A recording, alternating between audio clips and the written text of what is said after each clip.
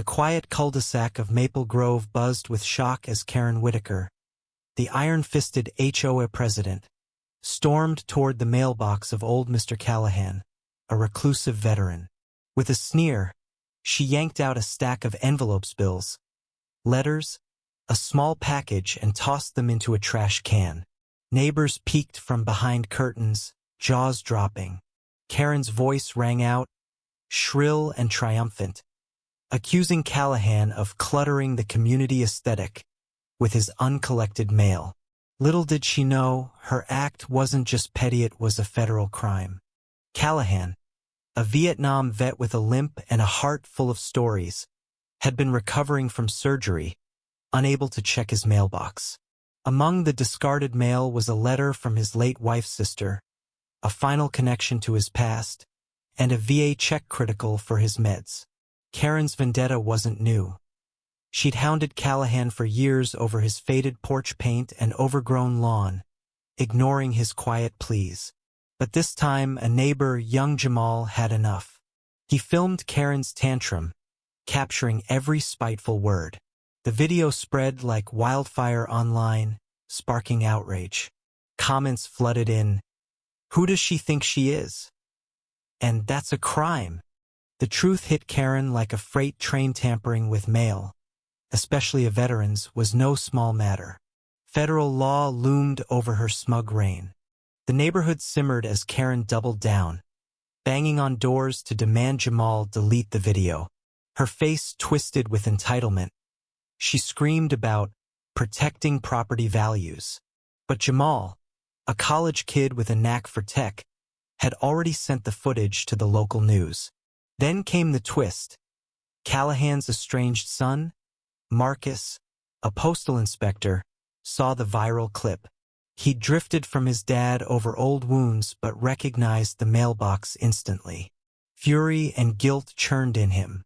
Marcus drove 200 miles overnight, badge in hand, to confront the woman who disrespected his father.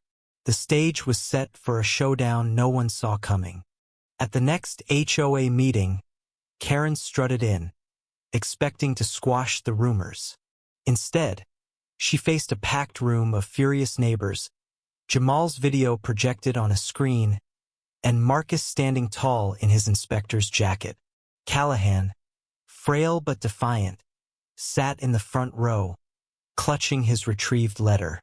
Marcus's voice boomed, detailing the federal penalties for mail tampering up to 7 years in prison.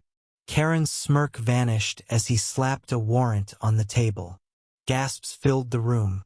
She stammered, "It was just junk mail." But the crowd roared back, "It was his life." Postal police, tipped off by Marcus, cuffed her on the spot. Her reign crumbled in handcuffs, her pleas drowned by cheers. Karen's arrest made headlines, her mugshot plastered across social media. The HOA dissolved her presidency, and Callahan's neighbors rallied, mowing his lawn and repainting his porch. Marcus and his father shared a tearful embrace, vowing to rebuild their bond. Karen, out on bail, faced trial and a shattered reputation. Her once loyal cronies turned away, whispering about her arrogance. The community found healing in justice, but the scars of her cruelty lingered. Callahan, holding his wife's letter, spoke softly at a town hall.